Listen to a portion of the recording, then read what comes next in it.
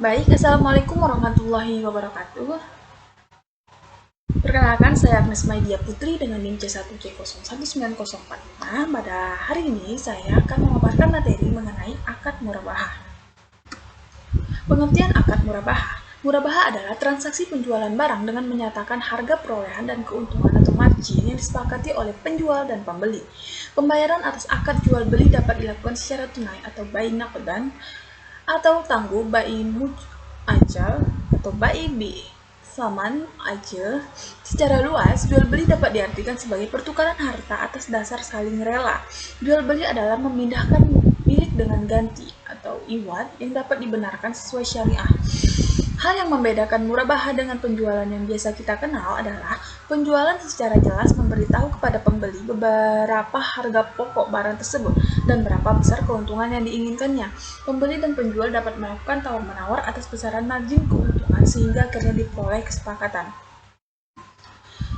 Kemudian jenis akad murabahah. Yang pertama, murabahah dengan pesanan. Dalam murabahah jenis ini, penjual melakukan pembelian barang setelah ada pemesanan dari pembeli. Murabahah dengan pesanan dapat bersifat mengikat atau tidak mengikat pembeli untuk membeli barang yang dipesannya. Kalau bersifat mengikat, berarti pembeli harus membeli barang yang dipesannya dan tidak dapat membatalkan pesanannya. Jika aset murabahah yang telah dibeli oleh penjual dalam murabahah pesanan mengikat mengalami penurunan nilai sebelum diserahkan kepada pembeli, maka penurunan nilai tersebut menjadi beban penjual dan akan mengurangi nilai. Seperti pada gambar berikut. Kemudian selanjutnya jenis akad murabahah yang kedua yaitu murabahah tanpa pesanan. Murabahah di sini bersifat tidak mengikat pada gambar tersebut. Bisa dilihat pada gambar tersebut. Di sini. Kemudian ada dasar syariah akad murabahah. Adapun sumber hukum akad murabahah ialah sebagai berikut. Yang pertama, Al-Quran. Hai orang-orang yang beriman, janganlah kamu saling memakan atau mengambil harta sesamamu dengan jalan yang batil atau tidak benar, kecuali dengan jalan perniagaan yang berlaku dengan sukarela di antaramu. Quran surah 4 ayat 29. Kemudian yang kedua, hai orang-orang yang beriman, penuhilah akad-akad itu. Quran surah 5 ayat 1. Kemudian Allah telah menghalalkan jual beli dan mengharamkan riba. Quran surah 2 ayat 275. Kemudian, dan jika orang yang beruntung itu dalam kesukaran, maka berilah tangguh sampai ia berkelapangan. Quran surah 2 ayat 280. Kemudian, dan menolonglah dalam mengerjakan kebajikan dan takwa. Quran surah 5 ayat 2. Hai orang-orang yang beriman, jika kamu melakukan transaksi utang piutang untuk jangka waktu yang ditentukan, tuliskanlah. Quran surah 2 ayat 282. Selanjutnya yaitu berdasarkan al-hadis dari Abu Sa'id al-Khudri bahwa Rasulullah Shallallahu Alaihi Wasallam bersabda, sesungguhnya jual beli itu harus dilakukan suka sama suka. Hadis riwayat Al-Baihaqi, Ibnu Majah dan Sahih menurut Ibnu Hibban.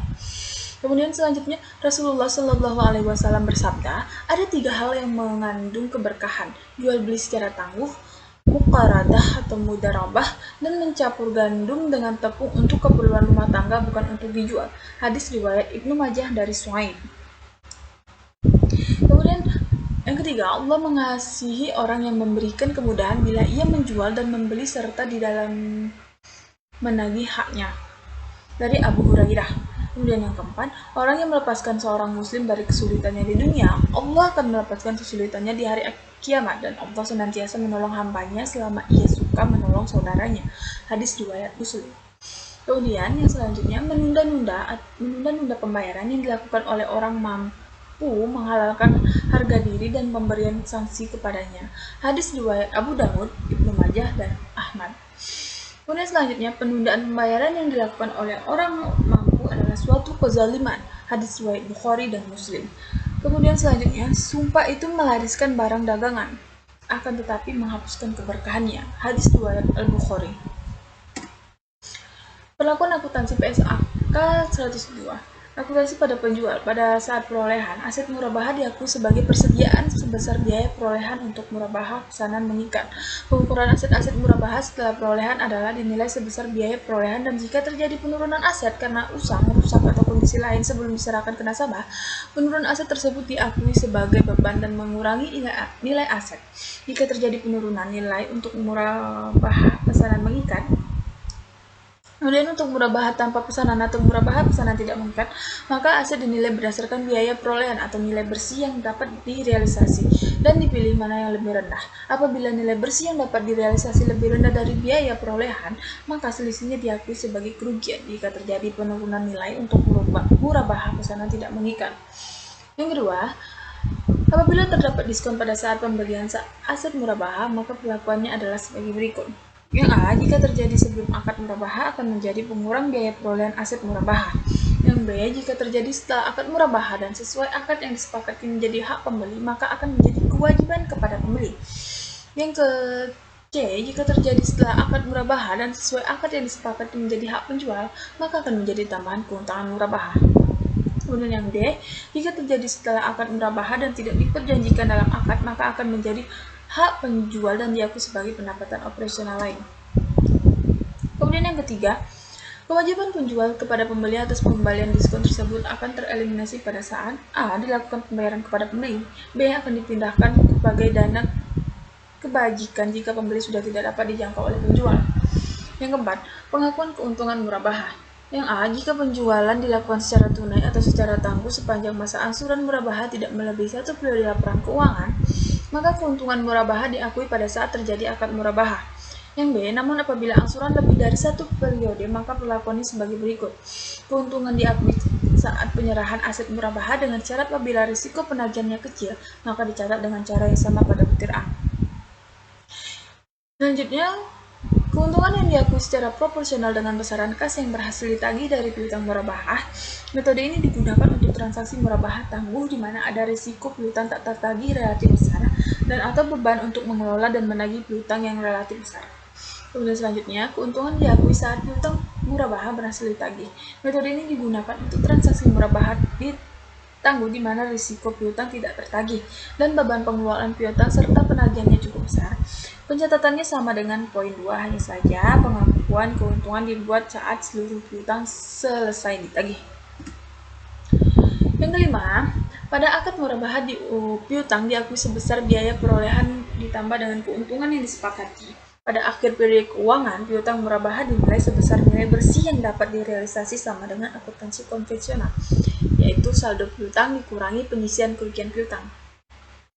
Kemudian yang keenam, potongan pelunasan piutang murabahah yang diberikan kepada pembeli yang melunasi tepat waktu atau lebih cepat dari waktu yang telah disepakati diakui sebagai pengurangan keuntungan murabahah. Yang A, jika potongan diberikan pada saat pelunasan maka dianggap sebagai pengurang keuntungan murabahah. Yang B, jika potongan diberikan setelah pelunasan yaitu penjual menerima pelunasan piutang dari pembeli dan kemudian membayar potongan pelunasannya kepada pembeli. Kemudian yang ketujuh, denda dikenakan jika pembeli lalai dalam melakukan kewajibannya sesuai dengan akad dan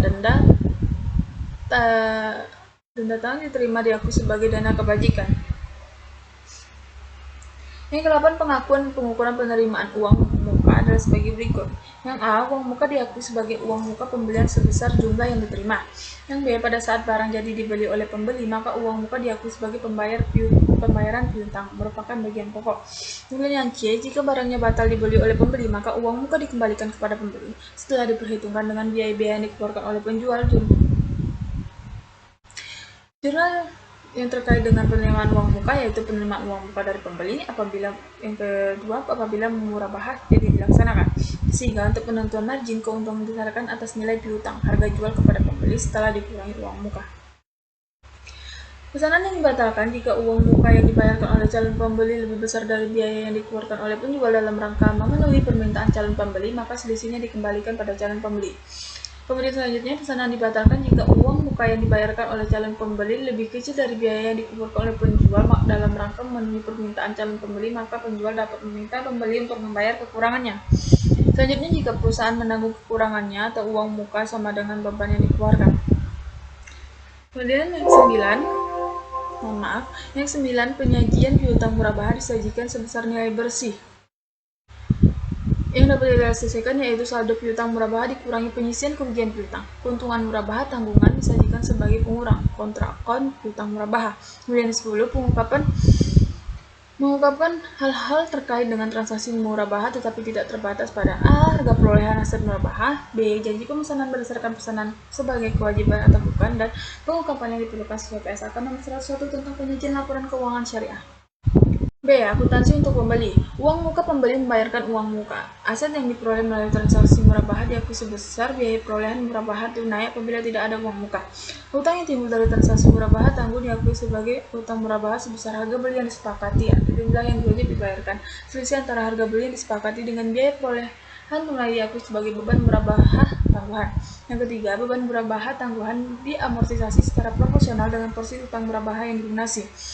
4. Diskon pembelian yang diterima setelah akad murabahah, potongan pelunasan dan potongan utang murabahah diakui sebagai pengurang beban murabahah tangguhan. Yang kelima, denda yang dikenakan akibat kelalaian dalam melakukan kewajiban sesuai dengan akad diakui sebagai kerugian. Yang keenam, penyajian beban murabahah tangguhan disajikan sebagai pengurang atau kontra account. Hutang murabahah pengungkapan pembeli mengungkapkan hal-hal terkait dengan transaksi murabahah tetapi tidak terbatas pada A. Nilai aset tunai yang diperoleh dari transaksi murabahah, B. Jangka waktu murabahah tangguh, C. Pengungkapan yang diperlukan PSAK nomor sesuai PSAK nomor 101 tentang penyajian laporan keuangan syariah.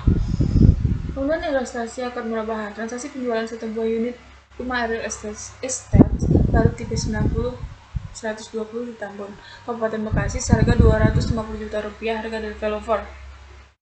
Secara angsuran atau kredit dari bank syariah penjual kepada nasabah pembeli, maka skema akad murabahah yang terjadi adalah jual beli rumah di mana pihak bank syariah akan membeli rumah yang diinginkan nasabah sebesar harga dari developer. Bank syariah kemudian menjual rumah yang telah dibelinya tersebut kepada si nasabah dengan harga yang telah ditambahkan margin keuntungan yang jumlahnya telah disepakati antara bank syariah dan si nasabah. Misalnya margin keuntungan disepakati adalah sebesar Rp 50 juta. Maka harga jual rumah tersebut menjadi Rp 300 juta.